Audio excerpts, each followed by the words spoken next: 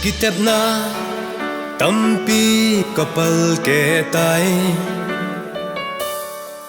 Insungki pana kasugam tai Vang sit na zingin Ei le tu kahin ko Ila pa kai zin lung mo na Ei pe na lai Tunin ka het sin tai kin pa ne ngai lut na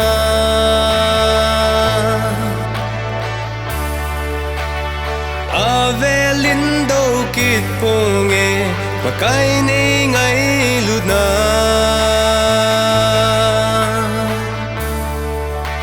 Kisi ponge sumil ponge Kata san nahi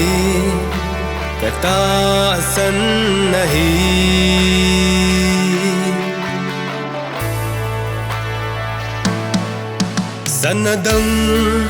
ka so the lo Ton son hin naleki pa na chu Tunin ken ka ne tai Tunin ken ka sang tai Hei ngai lu le hu hing pa kai Giêsu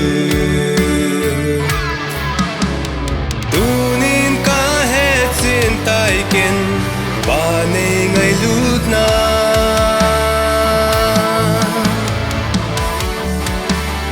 Avelin do kit ponge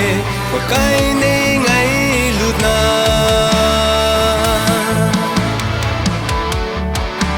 Kisi ponge sumil ponge Kata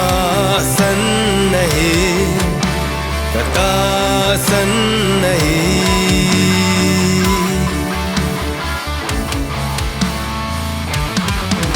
Tin cross buin zon tange Calvary sang tu Kapa kai ti na sang tu